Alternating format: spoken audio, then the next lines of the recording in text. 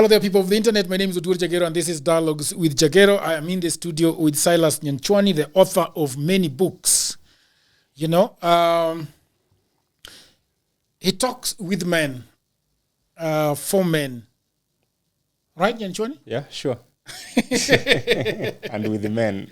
Yeah. I want to, you know, my followers have increased significantly from the last time you were on this podcast. I think you were on this podcast early last year.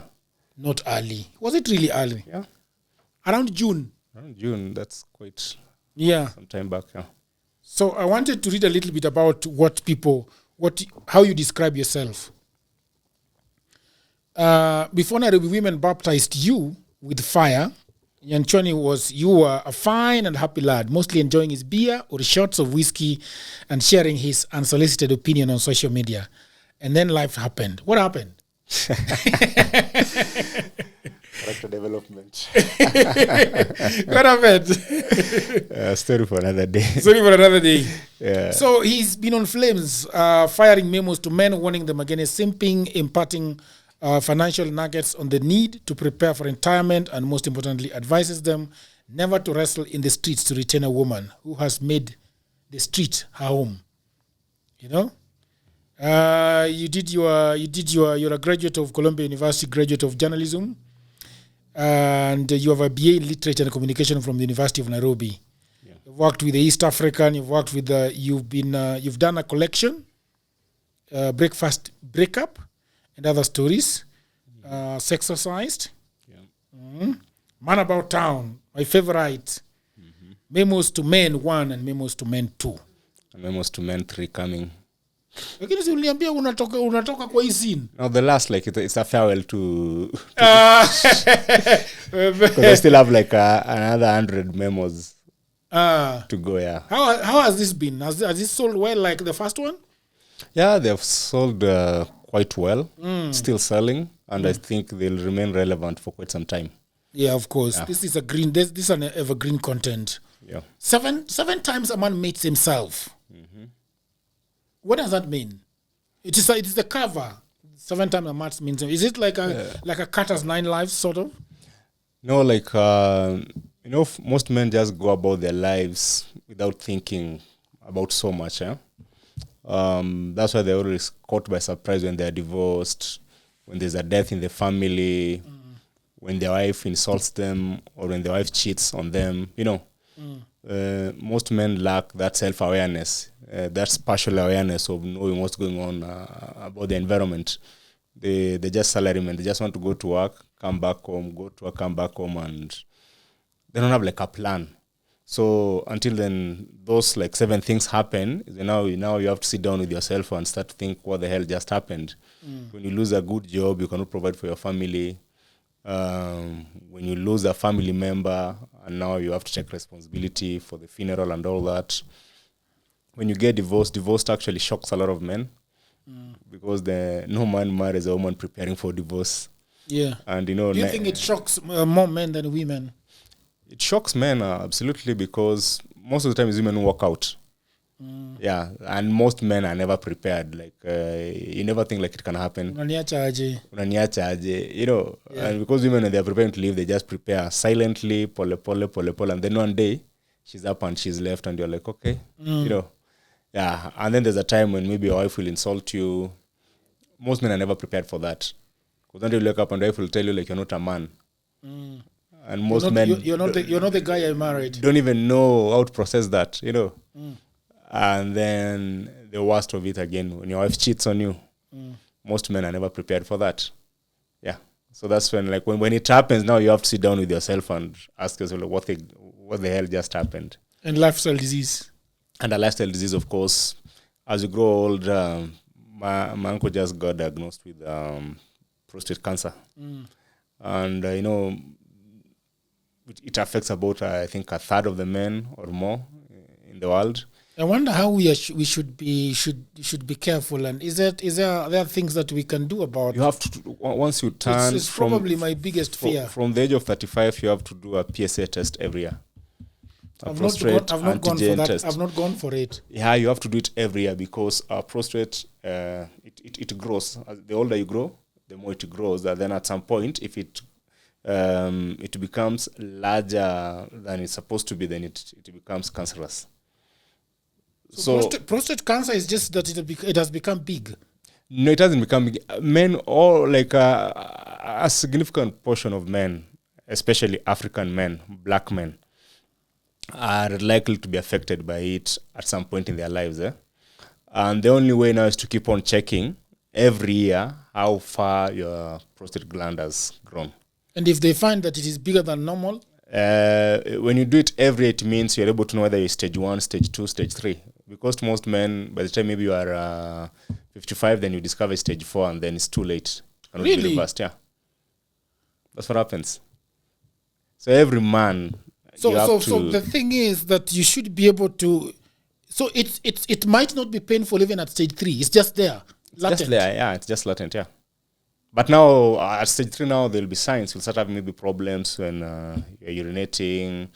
You'll start having some problems around your kidney, around. But I'm not like really a medical expert. But I like those are basically the basics. Like once you are from the age of 30 or 35 and above, I should go for that thing. It's an every year. Because I fear for my balls. And now they have made it easy. You know, Kitambo, it was a very invasive. They used to insert their hands on your anus. Yeah, so nowadays at least nowadays better. It's better. They do a PSA test. What does that mean? It's sort of like, you know, they do the HIV test, like they take your blood and they just check. So there's what is it called? There's a prostate. There's an antigen test that they do. They just check, I think, your blood, and they're able to know like how healthy is your prostate is. It's not as invasive as it was up to 5 years ago or 10 years ago. Yeah. Yeah. So like, just like on lifestyle disease, like there's diabetes, there's cancer.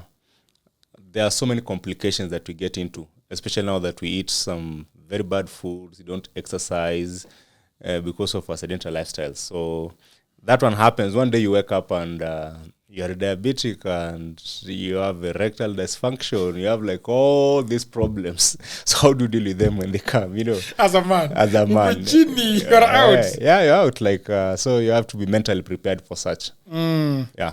Okay. So that is 7 times a man meets himself. Yeah. You know, sometimes I really dread for those days when these things come and you have nowhere to go. Probably you're single. You have no woman next to you. You're just basically bogus garbage. You know. Don't let it happen. Don't let it happen. Yeah, have children, have family, like your brothers, your siblings, your nephews, your nieces. Take care of them. They'll take care of you when you're older. Yeah. Life insurance.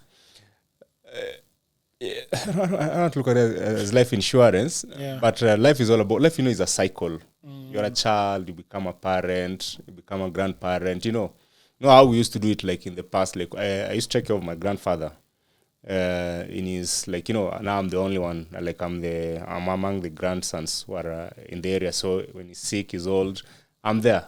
So we have also to cultivate that in our kids, in our grandchildren. Like we have to still cultivate that, however difficult it is. Though we are most likely be condemned to nursing homes. That's what I'm afraid for our generation. Is that a morbid fear that you have? Do you approach life with that sense of looming dread? Not really. It's just a pragmatic expectation that at some point we are going to grow old, grow weak. At something can happen to you. You may be in an accident and then you become a vegetable. You know what happens? You know, yeah. Yeah, so like you have to think about those things, like not to be like cynical or gloomy, but it doesn't hurt to think about them. Like what happens if, for example, nimepata ajali miguu nikakatwa nimeenda home, so who'll take care of me, you know? Something worth thinking about. Sometimes you don't want to think about those things, Nyanchuani. No, you have to. That's something like as men, they happen and then you are shocked, like, okay. Because most of the time we think like, oh, it can never be me. It can never be me. That one can only happen to someone else, you know. But it can be you. It can be you. Like statistically, something bad can happen to you.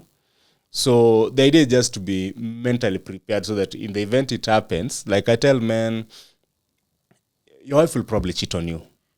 Or she's already cheating, maybe ujamshika. So, ukimshika, what happens? Do you commit suicide? Do you kill her? What do you do? Do women really cheat that much? Aye, man. Jesus Christ. Do you live in Nairobi? You know, sometimes some of us might be a little bit insulated from these kind of things. It's good if you're insulated, and it's good if you have a good woman that you trust. Huh? When you talk about these things, there is no to plant fear or to make men to stop trusting women. Yeah. The idea is to know that these things do happen. One day you'll find a very flirty message in your wife's phone. One day you'll come face to face with the material evidence that she has cheated. Then what do?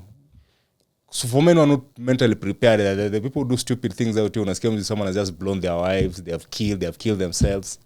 They've done crazy things. They have done crazy things because you're not prepared, you know. For something like that. For something like that, you know. Now, let me ask you something, Nyanchuani. We have been talking with men, and then I think there is some wokeness that I see amongst men these days on social media and all around us.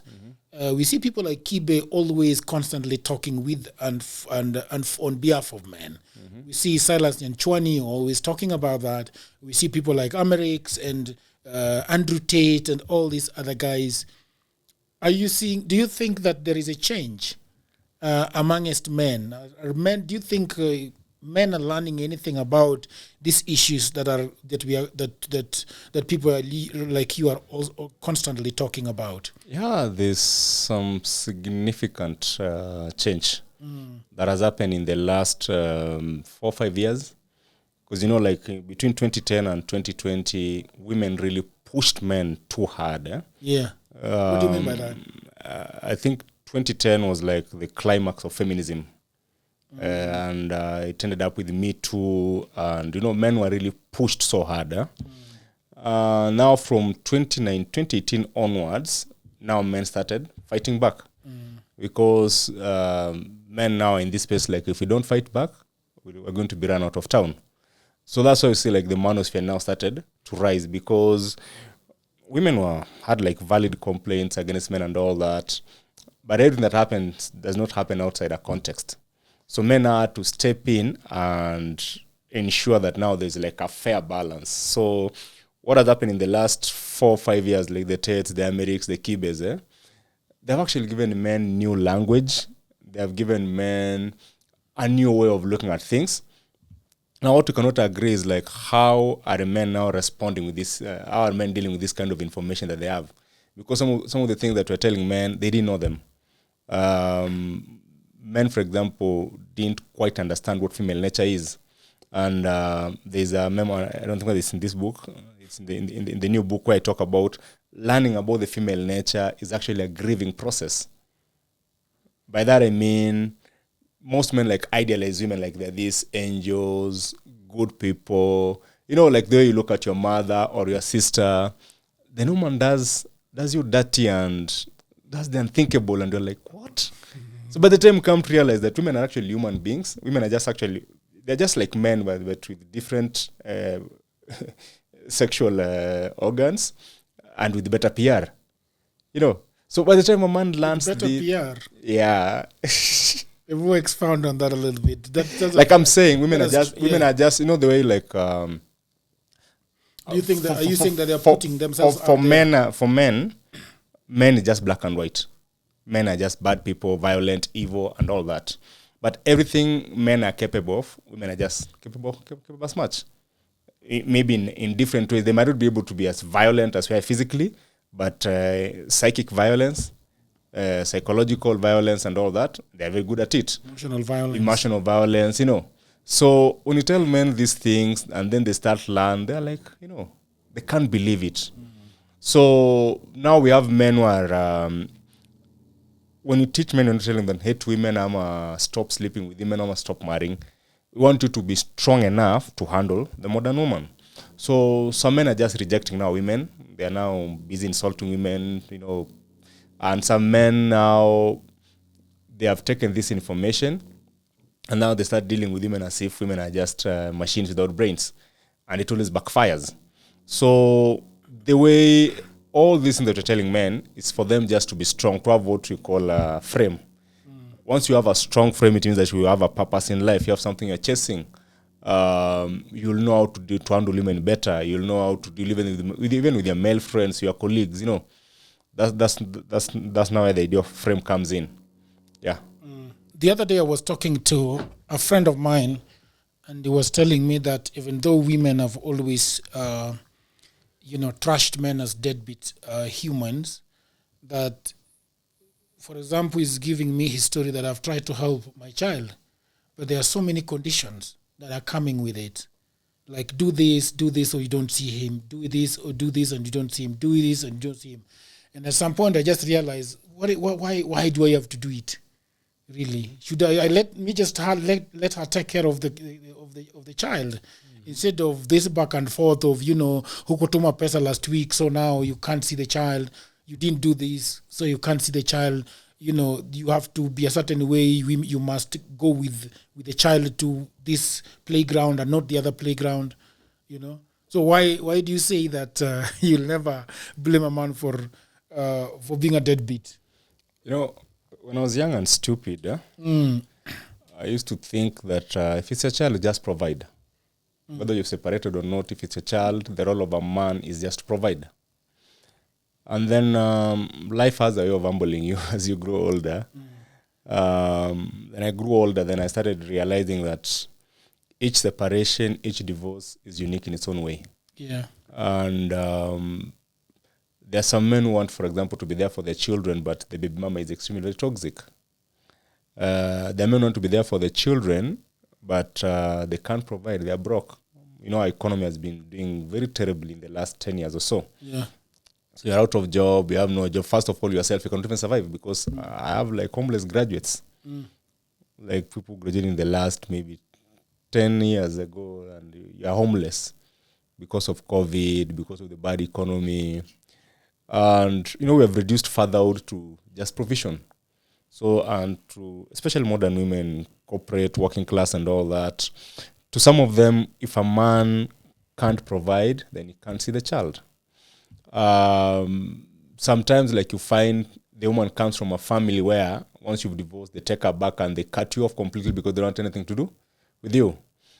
So most men are left with very few options. You want to go through the legal way. It can be very costly. Though again, I have to say, our children's court and that department is doing very well. It's actually very objective. So that fear we had, female judges, what, they're actually very friendly, and they try to be as objective as possible. In most cases, that is, there could be a few exceptions here and there. So now, when you start not to understand, each separation, each divorce has different outcomes. Some people become bitter down the line when that separation happens, because for us men, there's something women find it to be controversial, but it's actually how we are made. For you to love a child, for some men, you have to love the mother first. So when you separate with the mother, then increasingly, and depending on the side you come from, for example, in Kisii, if I'm not wrong, if you separate with the mother of your child and she goes and you don't pay dowry and everything, now the child belongs to them, to the other side. And I think in Luya, the child belongs to the father. Yeah.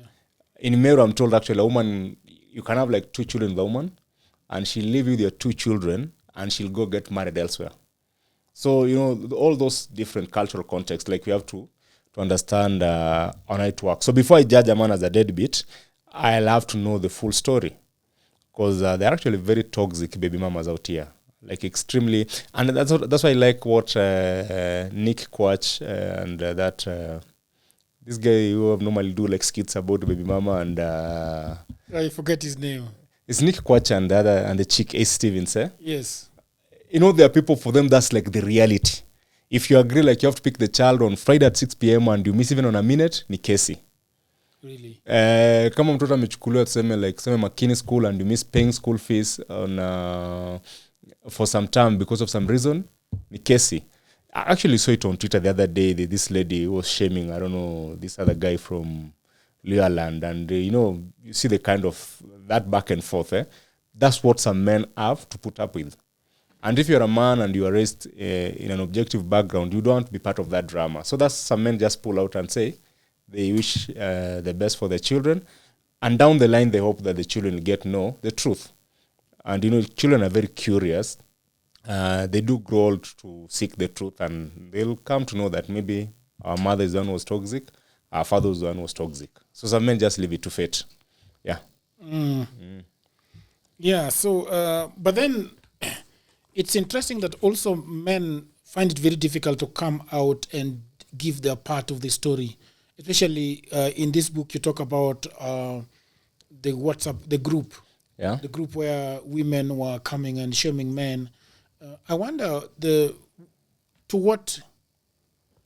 what was the reason? Why do you think they were doing that? Were they doing that because they just wanted to shame the men and feel good about themselves, or they were trying to bring these men back into the fold so that these men can take care of the children? From then, raising a child is a very difficult thing. And to that, we really have to respect single mothers who do it on their own. Children are very expensive. And part of the reason they're exposing men is the frustration that comes with it. Yeah. Because if the economy is doing badly for men, it means it's also doing badly for women. So there's that natural and objective frustration that nikubaya, then the man, you want the man even to chip in the little that they have. And you'll find now there is the emotional problem. Some men even have problems when their wives remarry, when their girlfriends go and remarry, all those things. Because the problem, women think that men can divorce their emotions from the whole thing and now just take care of the kid. They don't know there are other variables like in the whole equation. And when someone has frustrated you, shaming is one of the tactics that women normally resort to. And sometimes it works. Because if someone is a government employee and a senior up there and you just need to show up in court and kesi ikifika kwa gazeti, the guy will oblige and comply. Yeah? So I think that was part of the reason. And also there was a part where women don't want to be accountable, that they made poor choices in mate selection. So they also don't want to be accountable on that bit, because getting a child, they are the gatekeeper in that sense. It's a woman who decides, she can come to this room and look at all of us and she'll decide, I'm going with the Jagero. So she has to have that sense of judgment to know whether this guy is a good guy. And should you go, can you go through the courtship process? Agree, tukikosana, will you take care of the kid, and go through all those motions. But now we live in a society where kitambo unajua the society used to do those checks. Akisikia Silas anataka msichana fulani, they'll do a background check. They'll know I come from, family yetu iko aje. They'll do all the history of mental illness. Hizo vitu zote watajua. But squeeze, those checks are not there. I can walk into a club, pick a girl, take her home, she'll get pregnant. Hajafanya hata any single background checks. So in a way, women are so disadvantaged in that sense, they are a bit disadvantaged. But now they also have to be accountable for the choices of men they make. Yeah, because if you have to shame a man to provide, also now you have to sit yourself, say, I didn't make the right choice. And this doesn't mean I'm excusing men. We'll hold men accountable and equally hold women accountable for their choices. So that now it's a balanced discussion. It's cool, now we are shaming men, but we're not asking women, in this problem, how did you contribute to it? Yeah. You find somebody joining the government and becoming a very bad mouthpiece for the government. Think about, people that they were very, very good people. They could reason, they could hold a discussion, and then they become a government puppet, so to speak. And then they start just talking very, getting themselves into very stupid and silly situations, and just looking really dumb. But they're not dumb, And that reminds me of what you're saying. You're saying when you discuss the 6 manhood lessons from Franco Luambo Luanzo Macchiadi. The song that we all like, you know, the Mobutu Seseko song. Yeah. You know, so you say a couple of things, page 60, that are very, very interesting, and you're drawing a lot of it from the Congolese maestro. Yeah. So, why is it that you decided to choose on? Was he a good example? Yeah, it's a good example because men create things. We are creators, huh? Yeah. And I think he's the most phenomenal musician in the world. Yeah. Not in Africa. Because in terms of his output, quality, consistency, standards, and everything, I don't think whether there is anyone who can match his energy. The guy that is filling the stadiums right now, what is his name? The Ferregolas and the Yes. Falipupas. Yes. Those are kids, but they can't even they're not even fit to tie the laces of or even to clean his shoes. Yeah. And but also for the people that we deify, like we put up there, they're also human. They are likely to make mistakes along the way, and we don't live like in a vacuum. Franco lived through Mobutu Seseko's regime, and we know who Mobutu was. And at some point, you have to make some compromises. There's something Dr. Tom Odhiambo once told the late Michelle Mugo when she was criticizing academics who stayed during the purge, when Mo was purging people from the universities. I think it's Dr. Odhiambo who said something very profound. He said, if all of us had left, ungekuja hapa taifa ulikuja kutuongelesha unatuongelesha. But sometimes people have to stay bend and keep it going. And down the line, Moi will be kicked and institutions will stay. Yeah. It's good we acknowledge you are bold enough and you have the balls to call him out, but not everyone has the balls. And that's some people will go in, they'll work with bad regimes, and they have to keep it going. So you have to extend them some bit of grace. Yeah.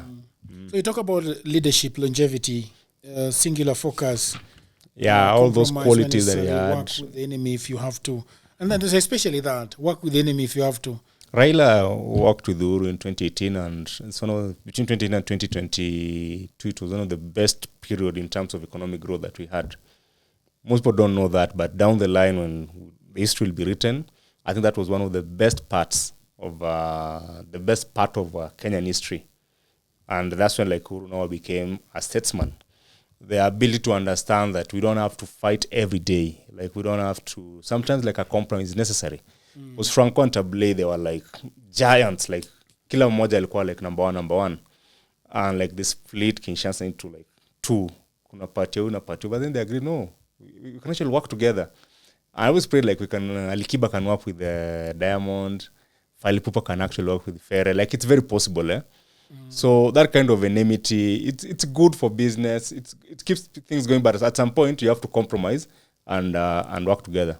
You can imagine if Mandela had not decided to work with white people, how long would it have taken South Africa to get their independence? Yeah. Yesterday I watched Lex Friedman imploring Sam Altman, the CEO of ChatGPT, whatever. AI, that this war that you're having with Elon Musk is not helping anybody. That you guys are two great minds that met together and tried building something great. Imagine if Grok can shikana mikono with OpenAI and just make something great. And he was like. Sam Altman was like, imagine Musk want us to change the name from OpenAI to Closed AI just so that he can feel good about it. Yeah. Longevity. What do you think? How does a man? Longevity is actually a very good skill. Is how do you reinvent yourself as a man? Because who you are, for example, in your 20s, is not necessarily who you'll be in your 30s, in your 40s. How do you stay relevant, whether in your field or in life, consistently? Because Franco started music, I think, in the early 50s. Then in the 60s now, Kabasele is still there, so ajaingia vizuri. From Kabasele dies, Kabasele, I think some bad things happened, and then he went out of the... Then now Franco. Maybe Mobutu. I don't remember what exactly. I think his band died, People left it. Dr. Nico and everything. I think I'm not very good with that bit of history. But, Franco did very well in the 60s, did very well in the 80s. Now, I hope that you're enjoying this program. Over the last 15 years, I have been working online for clients in America, in Europe, and all over the world. And that is why it pains me a lot when I see a lot of African brothers and sisters saying that they do not have a job. Now, this is the problem. A lot of people are trying to look for a job in 2024 in their own town, in their own country, in their local area. Now, the truth is, there are no jobs in Africa, at least not so many jobs. The good news is that we have internet these days. We have a tablet, we have a computer, we have a phone, and that means that we can do a lot of jobs. And those jobs are online. That is why over the last 4 years, I've been writing a book that is called Digital Goldmine. It is a book that explains to you how you can earn money online. The 18 hustles that I've chosen are basically for Africans. Okay? Because what happens when you are doing online jobs is that payment is usually a problem. So these 18 side hustles that I have put together in this book, you can be paid very well and very conveniently. Okay, so the book is only 1,000 Kenya shillings. That is about $10. You can buy it in Kenya using paybill number. You can buy it online from anywhere in the world using a credit or a debit card. All the information about this book is in the description below. Just need to go to the description, click on the link, and you can buy this book. And if you have a brother, you have a wife, you have a husband, you have a friend who is sitting at home and watching Netflix, please do buy this book for them. If you are the one sitting at home and watching Netflix and have nothing to do, please buy this book and your life is gonna change forever. Because I have been doing this online and I've been traveling and I've been enjoying myself and having a lot of fun. So thank you very much. And now back to programming.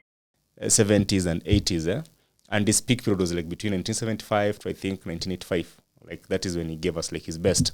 And I think he still had like another whole decade in him before he died. So that ability to keep on transforming his music to be relevant for each generation is something that as men we can learn. Like personally, when I got out of university, I wanted to be a journalist. Then journalism died. What do you mean journalism? Like in Kenya, like you can't. We have got like I'm saying,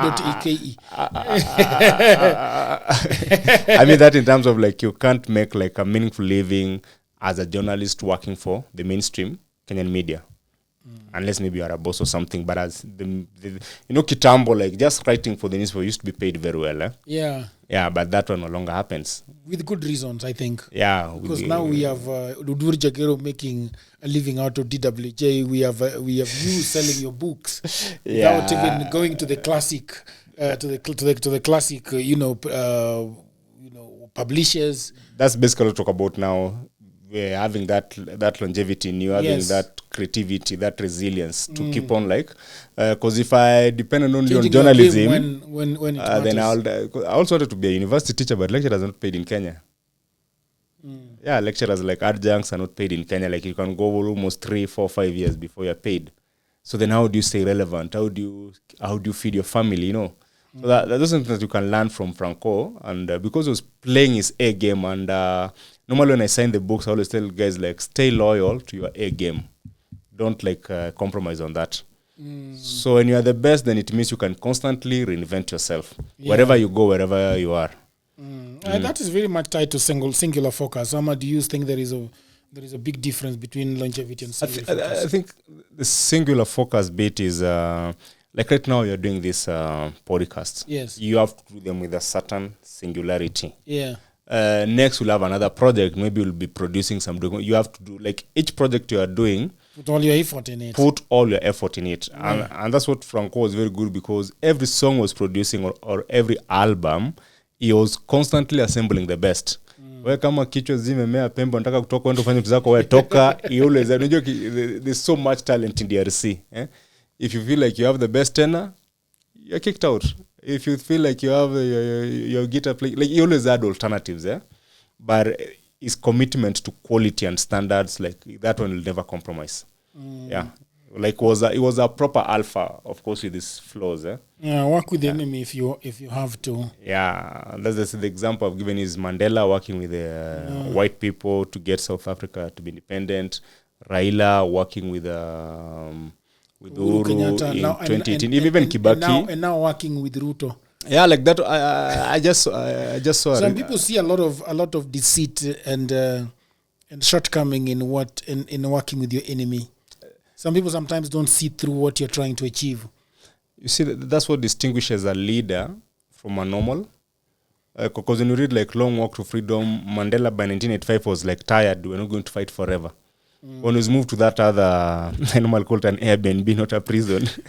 It was an Airbnb because I hear he was eating sausage over there. Yeah, so when he moved there and started cutting those deals, he knew that this thing can go on forever because some people are just addicted to war. They just want to fight and fight and fight. And at some point you have to compromise.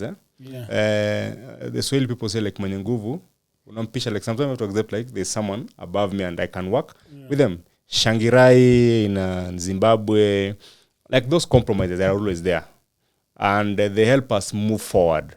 They don't give us like a solution to all our problems. Like Raila having a handshake with Ruto does not give us all the solutions, but it helps us to move around the country freely, without kuangalia mtu vibaya amu mwingine vibaya, you know.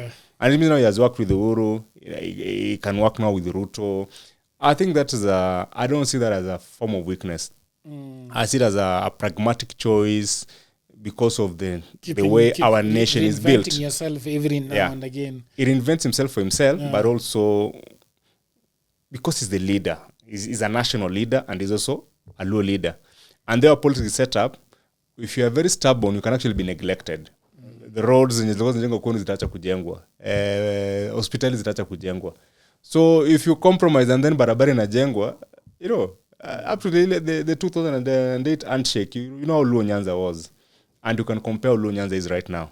Yeah. So now and that you guys kisses were all bundled together in that. Yeah, we're there and we've benefited a lot. Because of that. So that's the power of, even in your marriage, wherever, even in the workplace, there's always power when you are willing to compromise. Give some bit of space, be reasonable, you know, rather than being like very stubborn. Yeah. When you're stubborn, it becomes... Keep your hands a little bit out of this. It becomes... in a make sense. Yeah. So I totally agree with some of the things that you're saying, but let's get to the issue of black tax. There's a time I was talking to somebody in the village, a very close cousin of mine, and I was talking about we need to be a little bit careful on how we give birth. We can't just give birth left, right, and center. Kaniambia bwana sisi tuko na mbegu zatu. You know, at the end of the day, like you said at the beginning, that anything can happen. Yeah. And when things happen, those children are left behind and they have to look for somebody else to take care of them. And that is when black tax rears its head. And you have to take care of those people. You've just given me an example of somebody that is being drowned in black tax. Why were you thinking about writing this part of you were talking to men, but you're also talking about black tax, because we know what black tax is and how it has been injurious to this continent. What are your overview thinking? Your thinking around it? Yeah, so the whole idea was men pay more black tax than women. Like right now, if you had a sister and yourself, you'll probably be paying more black tax to your family than the two of you, than her, rather. And the point is, like, there's so much dependence in Kenya. You saw, like, during COVID, even the diaspora remittances, like, they went up. Yeah. That's purely, like, 90% of that money goes into pocket money, like, into feeding families, into building homes for the people in the village and all that. And we've gone through very funny cycles. In the past, our parents were stronger. They took us to school. Then Kibaki came, opened up the economy. Guys got jobs, got good money, and started taking care of our parents. And then the last 10 years, that also stopped. now again we are in a situation where its parents again have gone back to take care of their children. So that cycle of dependence at some point has to be broken, and it can only be broken by the government coming up with the proper economic policies so that every citizen who's like in that age of working, at least 3/4 of them are employed or they are having meaningful employment or earning. But that has not happened. You've talked about planning our families. That also has not happened. I saw somewhere in Western Kenya a lady with, I don't know, 13 children, 14 children. And that happens in a space of like that kind of wanton poverty that wants me to cry. So it means someone else is going to shoulder that burden. It's always a cousin here, a brother there, an uncle there. But now, because our economy has shrunk, it becomes very difficult to take care of everyone. And now there are men who are burdened with that. And really have to sympathize, because some guy came to my inbox, I think he's from somewhere in Migori. And he told me like he has like 8 siblings.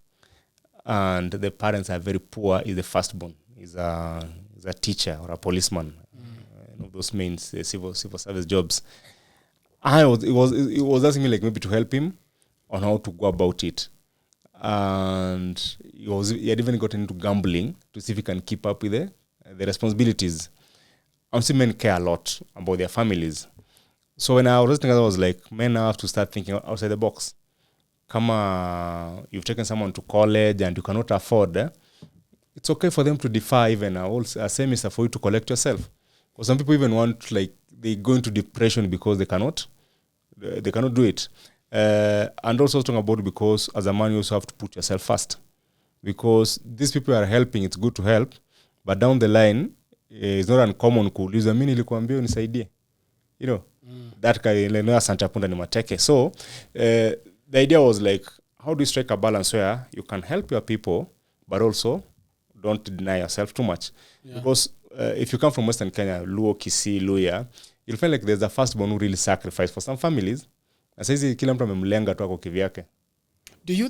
Because I know that it happens in Luya land. I know it happens in Luo land. Kisii too. Does it happen a lot in Kisii? Yeah, a lot. There are firstborns who sacrifice a lot. Because I know Kikuyus are like white men. Shauri yako bwana. Even among, we're Africans, and that spirit of Ubuntu is in all of us. Spirit of Ubuntu. The only difference between the Kikuyu is that exposure they had with the white people, of course, eroded some bit of it. But also even amongst themselves, I have Kikuyu friends who take care of their families. But then now, there's something you can learn from them. They try to get people to start working as soon as possible. So in Western Nyanza, we have this thing where I don't know whether we become addicted to that dependence.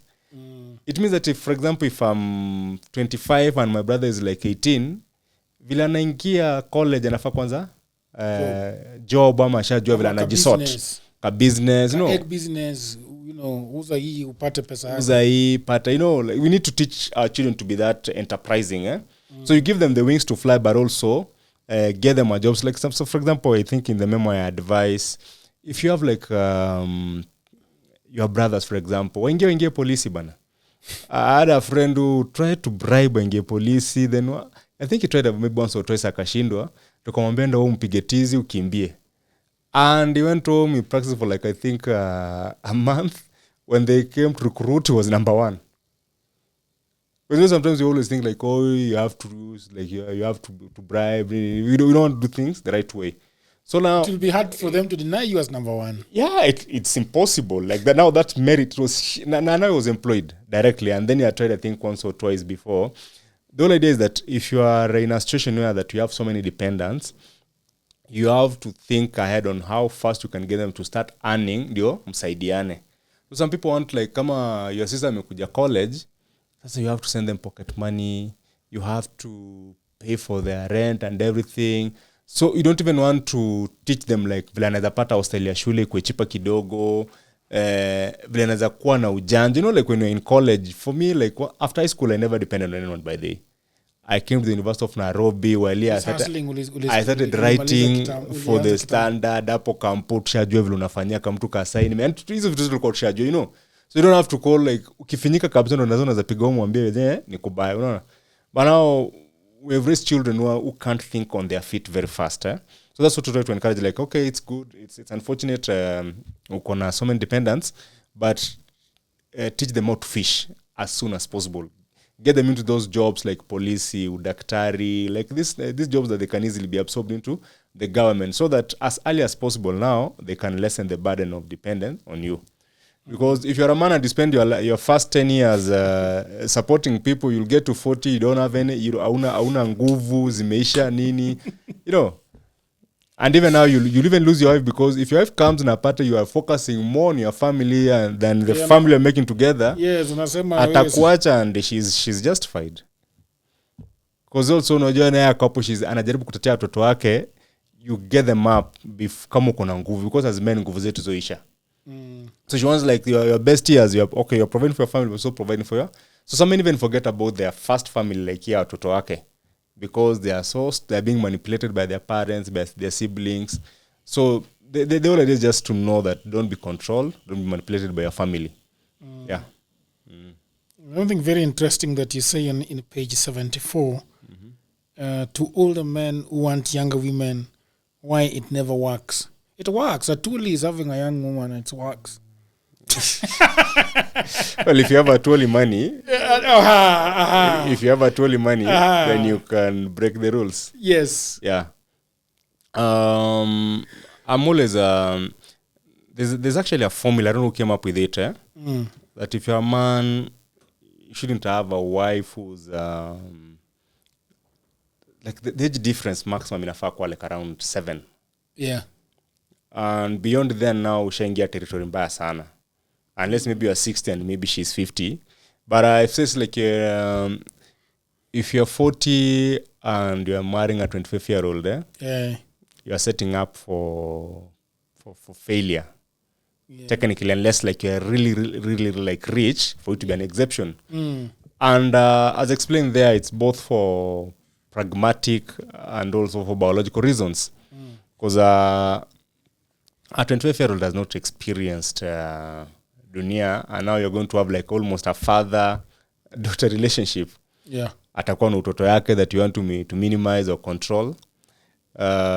Again, by the time you are 50, she's 35, as sexual needs are at the peak and yours are declining. Are you open-minded to let her go out there and roam? Are you open-minded? Most men are not. And you'll start having a lot of problems. And when, as a man, when you're not able to fulfill certain needs in your family, especially sexual, a lot of disrespect starts to breed. And I've seen that happen so many times. You'll meet a guy who's 60, but he married a younger woman. Saizi wanasumbuana vibaya sana. Even for women, I tell them that you have to check on that age difference. If it's too huge, down the line, you're likely to have a lot of problems. And I've met a couple of women who married men who are like 15 or 20 years older. And it's extremely very frustrating. So the best optimal arrangement is to have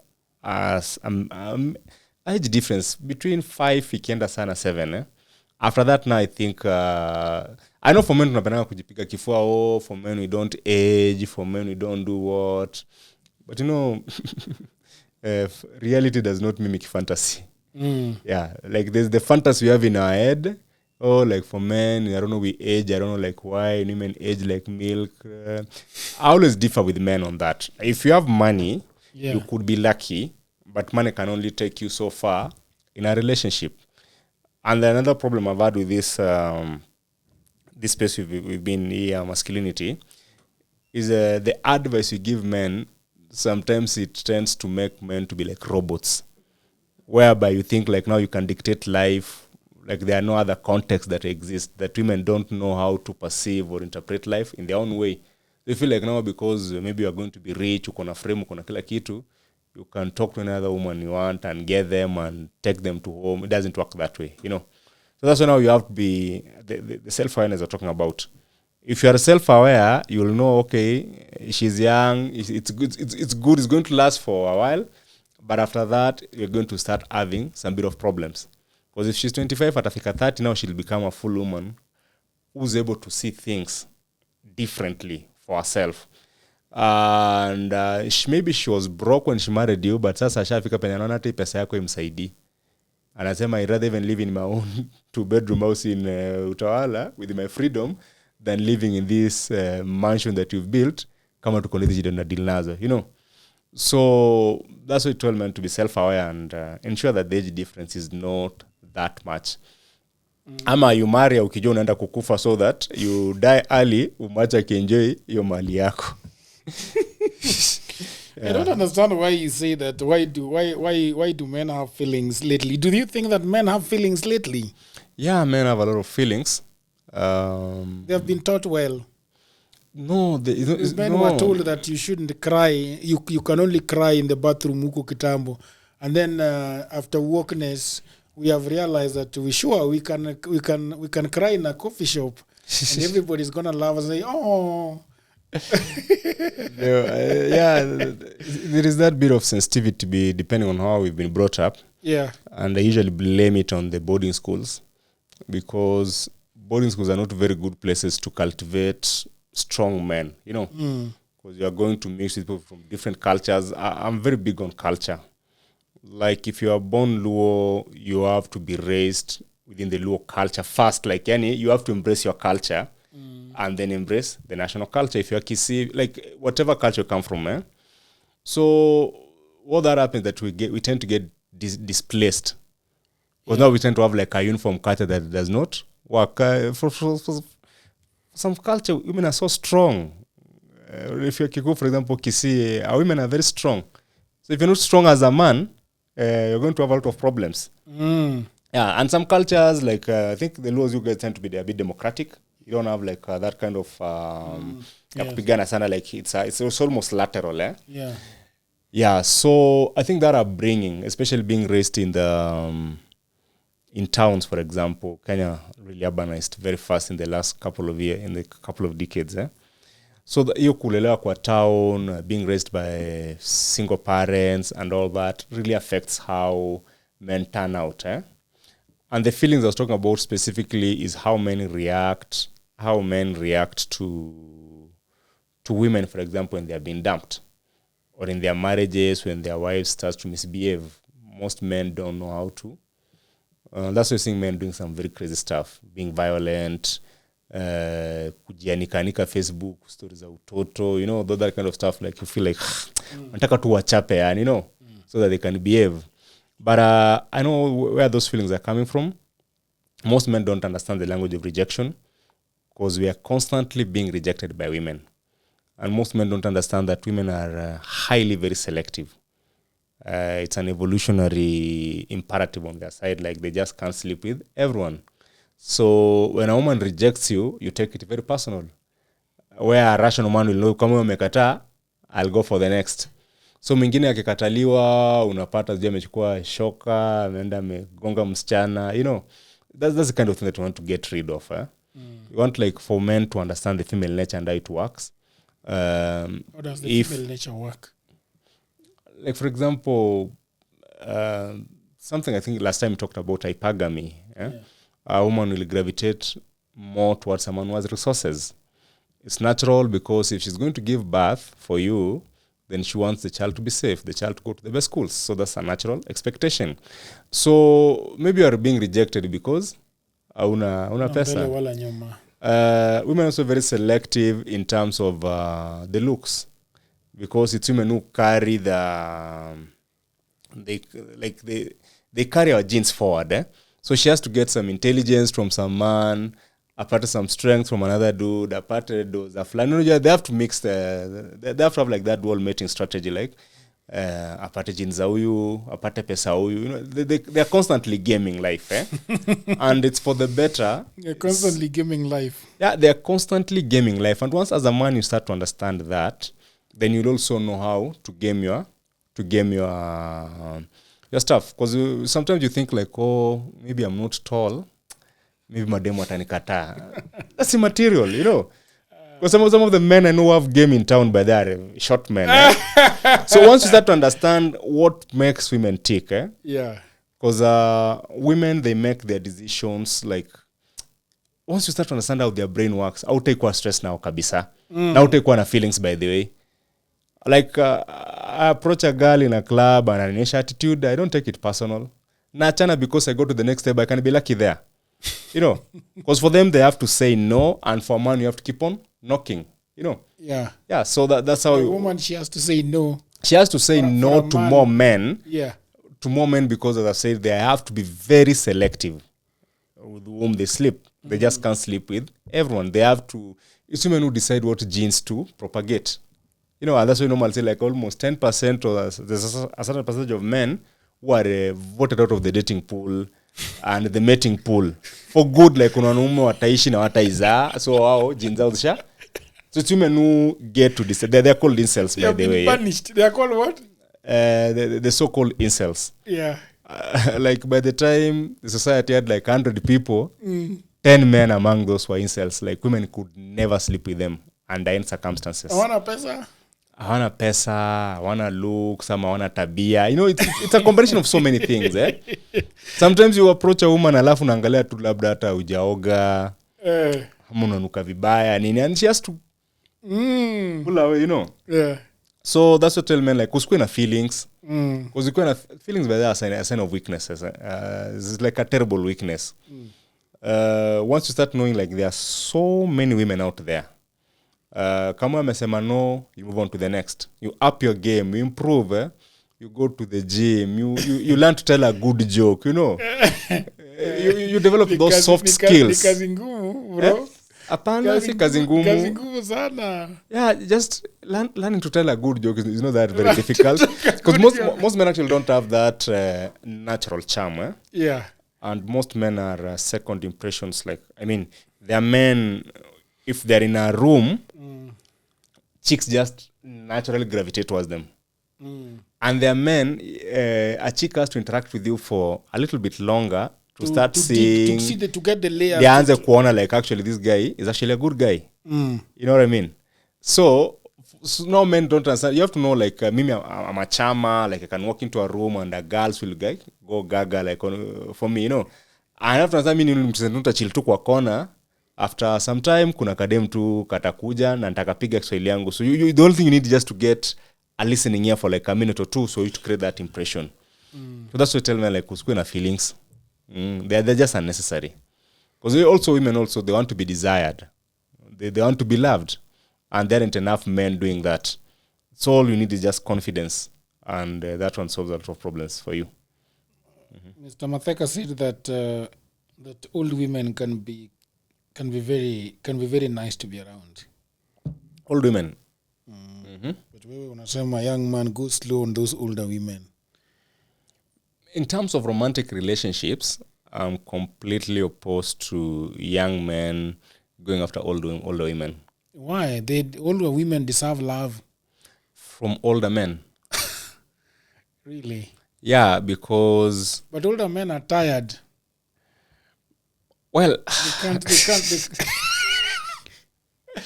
Then older women too should be tired also. You know, the reason I advise men is for their own good, because one, rarely can a woman develop you. That's a bold statement to say, bro. Rarely. Women are starting serial businesses for men out there. You know, let us not like be women and start using exceptions to build a case. Yeah. Generally, if you're a Ben 10, the much you can do is go to the gym, eat your nuts, and lay that pipe well. But you're not going to have a constructive relationship with a woman that it's going to transform into something meaningful. If you have like 100 young women with a sponsor, it's possible half of them can benefit from a sponsor. But if you have 100 young men as Ben 10s, maybe 5 could benefit from a relationship with them. Yeah, because women are very, very jealous when it comes to mate guarding. If you are their Ben 10, they'll control you, and because they know wakikuachilia hata kidogo, you lose their money to date other young women who are your type. So they are conscious of this. So that's why they, as much as possible, they'll not empower you in any way. And they are very controlling. They are very... It's rare to find an older woman who's like free, amekuacha ukae vile unataka, like kufanya vitu zako. She'll be on your case like uko wapi, kuja fanya hivi. Like, you just be like their lapdog. And what that happens is that when you are too much of their lapdog, again, it goes against the female nature. They want someone who's in charge. So if they are controlling you, down the line, they get tired with you and they drop you. So if you are, and it has happened in the coast a lot, and that's why it's funny, like you go to the coast, that these men who sleep with this, I don't know, tourists, they have a very good past, but the future looks bleak because they stopped to build themselves. So as a man, don't ever be in a situation where you are depending on a woman for survival. I know it's happening a lot in Nairobi because the jobs are scarce, women now have money, they can buy love and all that. But don't stay in that. I know for some time it's tempting. You can be there once or twice, but don't stay in that space for too long. It's extremely very destructive. I've seen men being kicked out of a woman's house just because ulifanya makosa and she's tired of you, na huko umejipanga, unafukuza, unatoka na ile juala pekee. Ndo naamo unaenda kuishi. Umebeba tu trouser yako na nini, wanamfukuza vibaya sana by the way. It happens. Like my people normally have a saying that which loosely translates you can't depend na kitu ya dem, you cannot bank on it. You cannot bank on what belongs to a woman. Oh yeah, you can never bank on it. You know the way, like maybe if I'm dating a young girl, the way she can be so entitled and be a Silas, niko na shida fulani ABC, like for all this skewed way of intergenerational dating, there's a role that men actually play in the redistribution of resources. That one, we can talk about the ethics and the morality of it, but men are far much better at redistributing resources. You can even ask online. More men have lifted women out of poverty than women will ever lift men out of poverty. Like more men, either through marriage, either kumfungulia biashara, kumpea job, whatever, Like right now, like if you work in the corporate space, you know how men like employ more women, how men like sleep with women to give them jobs, all those things, So that in that regard, like when it comes to intergenerational dating, women are likely to benefit from older men than younger men will benefit from older women. That one, like, it's scientific. And let us not pick like one case, kuna dem flani alifanya hivi. It's rarely the case. Have you seen women saying how much they have helped men online? I like a few of them, and they are really hating the fact that they did that. But I think men would not come back online and say how I helped. Exactly, that's what I'm talking about. They resent it when they have to help you. But also you need to know that the kind of men who make money from women are con men. Like you have to be a con man. If you're just a genuine guy who just wants a relationship with a woman, hell no. But if you're a con man, you see, what a con man does typically is just notice like this woman, she's lonely, and maybe she's older, and maybe she doesn't have like a desirable mate. Yes. So what that guy just needs to do is to make this woman feel special. Just flatter her ego, and just drop the big talk. Like the script is always the same. You meet a woman in any of the upmarket or any of these swankier restaurants, you just strike a conversation, unapiga story, you've rented an Airbnb somewhere, anakuja hapo kwako once or twice. Those men are crazy. They can even gift that woman like 100K, 200K. After like 2 or 3 months, vitu zangu zimekwama kwa pot. Zinataka 2 million to clear. So if you ulimsort vizuri and she's happy, nini, she's like, oh, ashakimbia kwa bank, ashakutolea loan, and that's the last time they'll see you. Women even deny their husbands money. Like when you have like a family, unajenga labda nyumba ukitengela unataka pesa kidogo paint. Even anaweza kunyima doa aenda pay some benten out there. So that's what happened. And then when the guy they want to buy love from, and this is for women, you can't buy love from a man. You can't buy love from a man. You can only buy sex or some short-term gratification, exactly. Yeah? But you can never tie down a man because of your resources.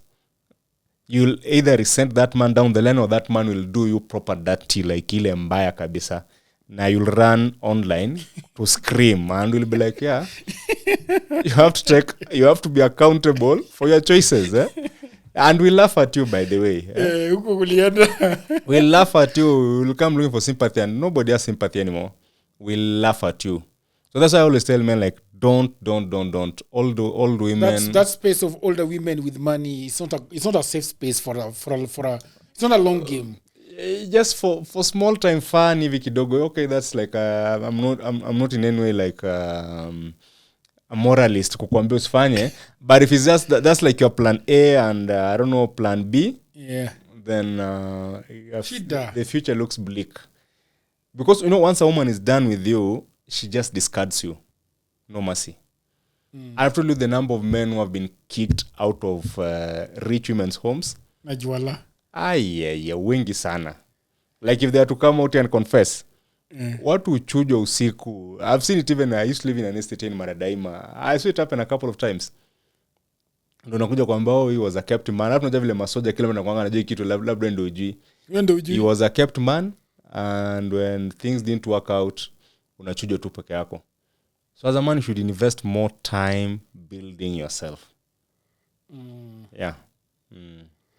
Coming to the tail end of this conversation, which I've thoroughly enjoyed. Shit test. You can't police her into faithfulness. This is also another very bold statement you're saying.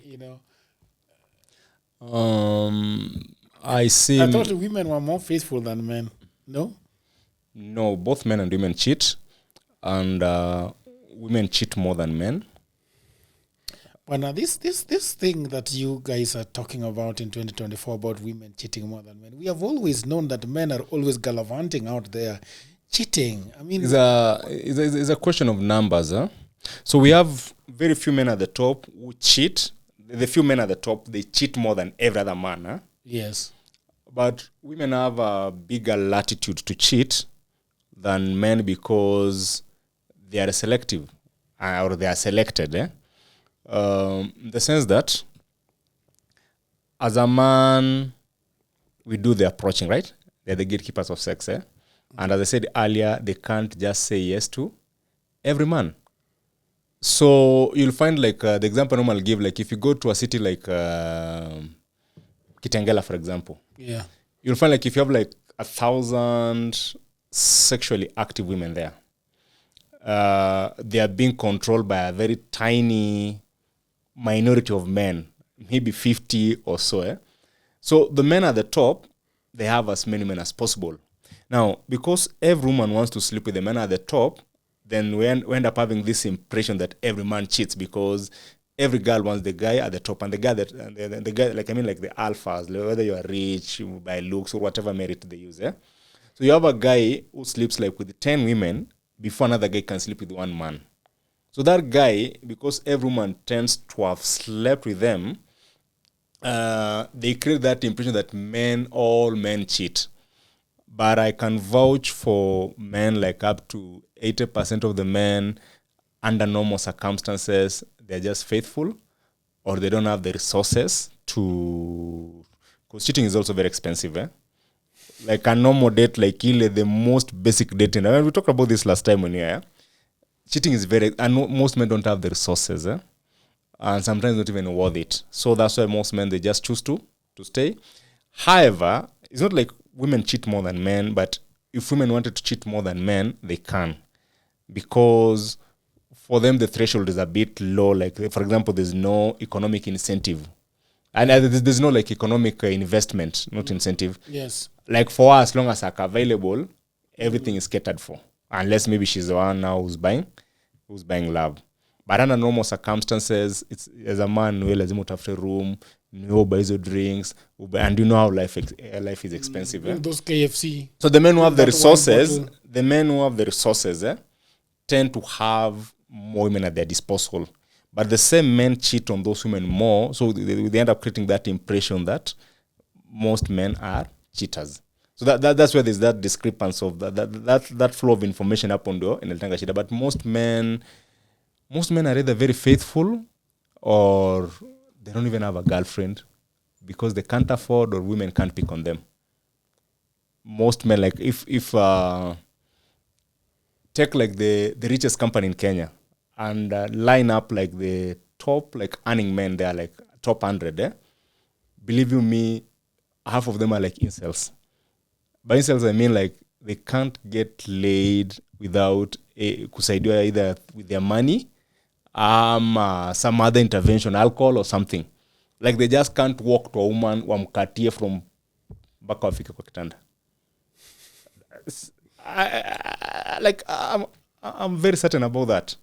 So sometimes now it's women now who choose such kind of men because uko na do anasema I can now go with this. Ama inakuwa tu ni hook up like fulani yako single cheze hivyo. Most men are very shy. They don't even know how to approach women and game. So those the fear the top ndo unapatanga wana benefit a lot and then up creating that impression. Yeah, and that takes us back to the memo. I was saying like you can't police a woman into faithfulness because it's a waste of time. First of all, when you're dating a woman, as a man, you have to decide this woman, what's her character. You could be enamored by her looks, her body and everything, but you have to understand what's her character, what's her IQ. Emotionally, like, is she someone who can cheat for no reason or whatsoever? Like, unajua kuna demo ana cheating ukimuuliza like mbona umecheat hata jimbo na umecheat. So you have now to go for women who have like character, like high value women, like mkikosana ndio anaweza enda cheat. Unajua kuna demo in a relationship kama umecheat na ana cheat. Ama kama beka na she'll go cheat out there. So it's a waste of time because if a woman wants to cheat, she'll cheat. There's nothing you can do. Uanze track phone yake, you start like checking on her, being insecure. Being insecure is a total waste of time. Because if she wants to cheat, she'll cheat. So ikifika time unaanza kuona like bibi yangu ni kama ameanza kutembea vibaya, maybe it's time for you to walk away. Because instinctively I think ni Mungu alitumba hivyo. If your guys are telling you like something funny is going on, probably something funny is going on. That's why every man who starts to track their wife or to start snooping on their phone, they always find what they're looking for. But under normal relationship unapatanga hata kwa mtu akaja na simu ya mtu mwingine. But ikifika sasa kitu imeanza kuambia like chanishike simu yake niangalie, then there's a big problem. Because it always comes with a change of pattern, vile have an address akaenda kazi, how she's picking phones, akiwa hapo kwa nyumba, watu wanakimbia kwenda kwa balcony unaanza kushuku like it's like if it's an open relationship, hata simu pigo tu unashikanga tu hapo unaongea na mtu hapo openly. If you have to excuse yourself, utasonga tu hapo jikoni na unaongea tu kila mtu anasikia. But if you have to start hiding, unaangalia simu inalia, ameanza kuweka hivi. So instinctively it opens your mind, unaanza kufikiria like something funny is going on here. Yeah. And if you're afraid of losing a woman, you're going to lose her. I always tell men like live freely. Wewe mwambie tu akichoka streets. Into the streets. Akitaka kukaa hata ukichoka by the feel free, walk away. You guys want us to live in this city, man. Right? That's the only way by the you're going to stop having feelings. Hey. Because easier to take like by saying msikuwe na feelings, you don't mean like you become a robot. It is just make a pragmatic choice like, okay, it wasn't meant to last. We've had a good time. Then I wish you well. Kila mtu aende njia yake. Kila mtu atembe njia yake bana. Ndio tuache hii mambo ya kuua watu hapa ama mwanumo nacho unaanza kunywa pombe, unaanza kuongesha gari hapa. Most men come to me like, unajua bibi alienda, girlfriend ameniacha, klanda ameniacha.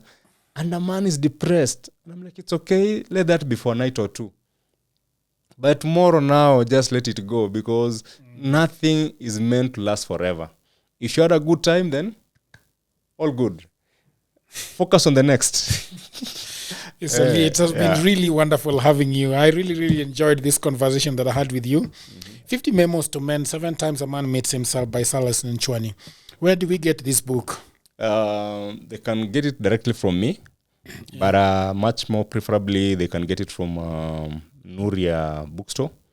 So the bazaar, the formerly Teacher Service Commission. Yeah. 11th floor, room 1105. And also Kimto Nyakundi of Book Launch stocks. She's got quite a number of copies. She has a bookstore in Magic Business Center. 3rd floor, that should be like around, I think, S46 or something. Yeah. But all the details are online. Anyone can reach me online. Yeah, but also you can actually go to Nuria's website and order from there. You don't need to go to town. You don't have to go to town. We deliver everywhere in the country and even abroad. Yeah. What is your next steps after this, Silas? You're telling me that you have got other plans. And I have a book about fatherhood coming. I want really to talk about fatherhood. How do we reinvent the art of fatherhood? Nimeona kwa mkono yako imeandikwa Baba Noran. Yeah. That's my daughter. Yeah, so we want to be how we can be very intentional with fatherhood. And that's something that I'm going to be very passionate about because I think that's going to fix a lot of problems going forward. Yeah. Do you coach people? Like somebody comes to you crying that he has been left by a girlfriend. By a girlfriend? Do you coach them? Do you talk to them? Yeah, I've talked to so many men about it. But the frustration about it is that it takes so long for men to understand what female nature is. It takes so long, and that's the biggest frustration about coaching men. Because most men want to be told the things they want to hear. Like when you try to hold a man accountable, maybe you tell him that she left because of your ukona tabia mbaya. Most men don't want to be told that. So it's a bit frustrating. But that's why we keep on recommending the books, and hopefully that the books will make sense to them. Yeah, but I do coach, yeah. One day at a time. Yeah, like you said when we were starting at the beginning that they're starting to learn from their mistakes, trying to be better men. Yeah, it's normally a process, but if one is disciplined and that ability to understand that bad things can happen to anyone, even presidents have been divorced, even presidents have been cheated on. So the moment you stop taking things too personally, then you've already solved half of your problems. You lose a job, you look for the next one.